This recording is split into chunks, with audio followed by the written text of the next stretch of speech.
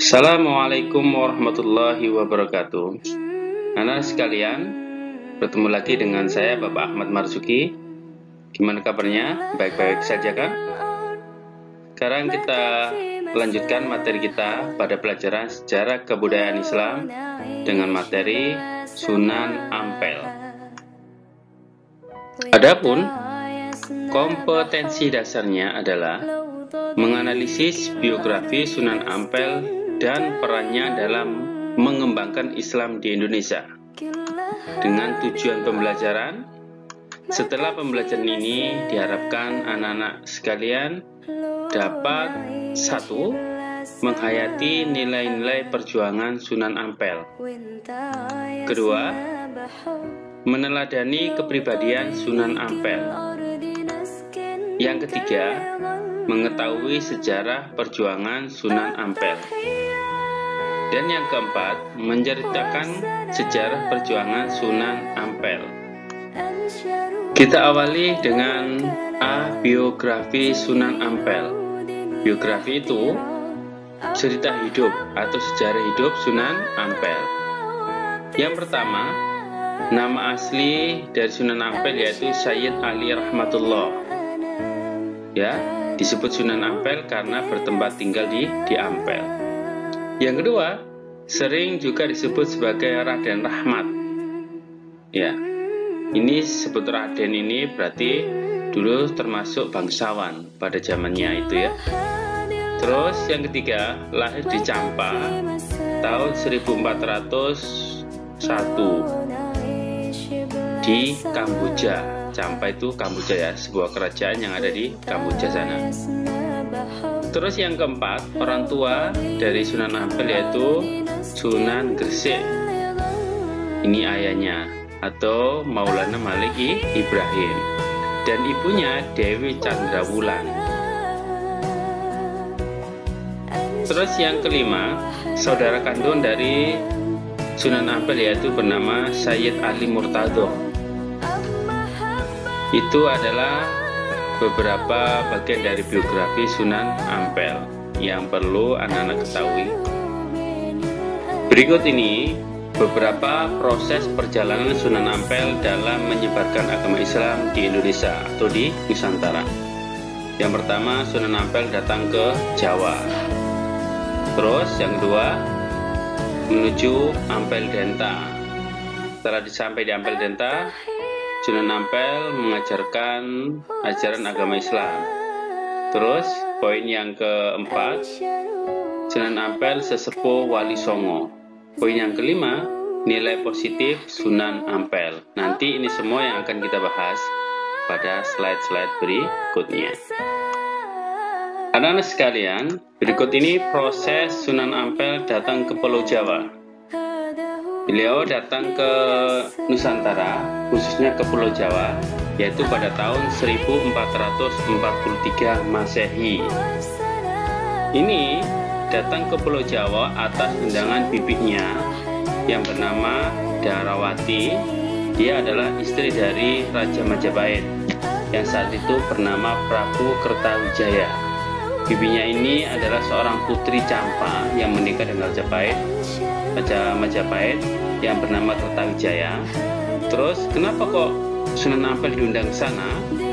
Beliau diundang ke Majapahit untuk membantu memperbaiki kondisi kerajaan Majapahit yang saat itu lagi kacau karena meninggalnya Hayam Wuruk dan Gajah Mada.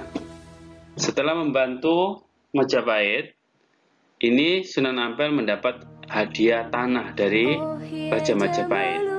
Dikasih tanah di Ampel Denta. Ampel Denta itu daerah Surabaya sana.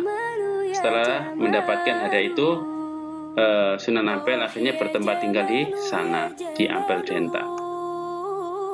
Berikutnya, Sunan Ampel menuju Ampel Denta dan menetap di sana di Ampel Denta. Apa saja yang dilakukan oleh Sunan Ampel di Ampel Denta? Yang pertama, membuat pondok pesantren.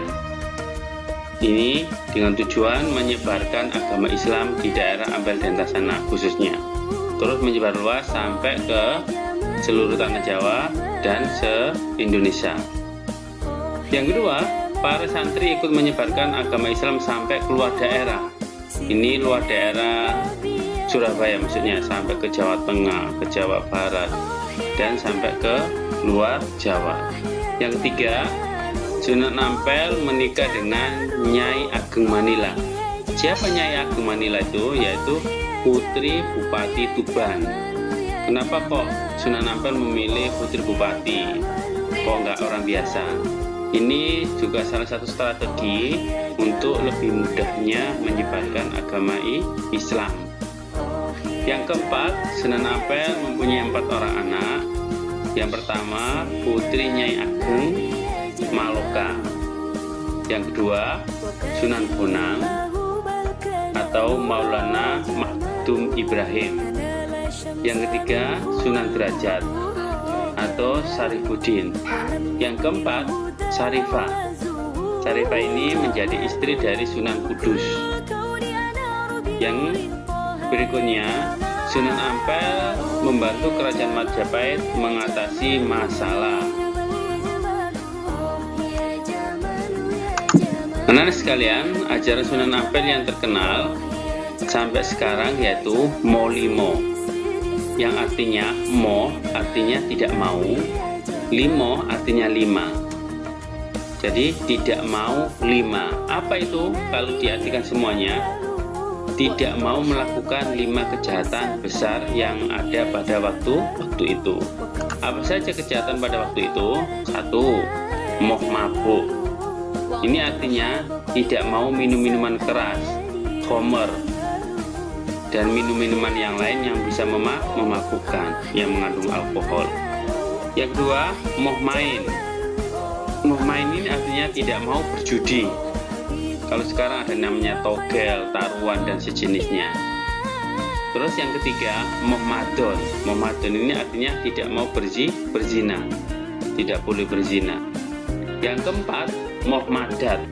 Madat itu kalau sekarang itu narkoba atau zat-zat terlarang yang bisa memabukkan, tidak boleh. Yang kelima, moh maling. Tidak mau mencuri, termasuk merampok, mengambil yang bukan haknya. Nah, itu adalah kejahatan-kejahatan besar yang tidak boleh dilakukan. Ini diartikan molimo, tidak mau melakukan kejahatan besar, yakni 5 ini: mau mabuk, mau main, mau madon, mau madat, dan mau maling. Sesepuh Wali Songo. Sunan Ampel diangkat menjadi sesepuh atau pimpinan Wali Songo setelah Syekh Maulana Malik Ibrahim wafat.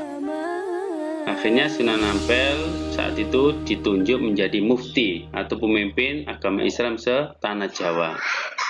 Yang kedua, putra dan murid-muridnya Sunan Ampel menjadi anggota Wali Songo. Siapa saja itu? Sunan Giri, Sunan Bonang, Sunan Derajat, Sunan Kalijogo, dan sampai Sunan Gunung Jati. Terus yang ketiga, Sunan Ampel ikut mendirikan Masjid Demak. Sampai ada salah satu tiang itu dinamakan namanya tiang Sunan Ampel, karena yang membuat tiang itu adalah Sunan Ampel. Yang keempat, Sunan Ampel menciptakan huruf pegon. Huruf pegon itu huruf tulisannya Arab tapi bahasanya bahasa Jawa. Tulisannya Arab, membacanya pakai bahasa Jawa. Terus Sunan Ampel meninggal pada tahun 1481 Masehi. Itu beliau berusia 80 tahun dan dimakamkan di Masjid Ampel. Sebelah baratnya Masjid Ampel, Surabaya sana. Berikut ini adalah beberapa sikap positif yang biasa dilakukan oleh Sunan Ampel dalam menyebarkan agama Islam. Yang pertama, selalu siap membantu siapapun. Jadi, ketika ada orang membutuhkan bantuan, tidak memandang itu orang kaya atau orang miskin, pejabat atau orang biasa, sama saja, Sunan Ampel tetap mau membantu. Yang kedua, mengedepankan membangun nilai ibadah Ya, buktinya apa dia mengedepankan membangun nilai ibadah? Beliau mendirikan masjid di desa Kembang Kuning. Ya, jadi tujuannya menyebarkan agama Islam, tentunya dia mengedepankan nilai-nilai ibadah. Yang ketiga, penuh perhitungan. Seperti halnya saat menghadapi desakan para wali muda untuk menyerang Majapahit, namun beliau menolak. Ya. Yang keempat, menyebarkan Islam dengan cara yang halus, tanpa memaksa, tanpa mengafirkan atau menyalahkan adat-adat yang sudah ada. Adat-adat yang sudah ada itu yaitu adat yang bercorak Hindu dan Buddha. Tetap tidak dimusuhi, tidak langsung dibubarkan semuanya. Caranya halus sehingga banyak orang yang tertarik masuk Islam. Agar anak-anak bisa lebih memahami dari materi yang saya sampaikan, kerjakan LKS halaman 16 nomor 1 sampai 5. Jawaban ditulis, difoto, dan dikirimkan ke link yang dibagikan oleh Pak Marzuki.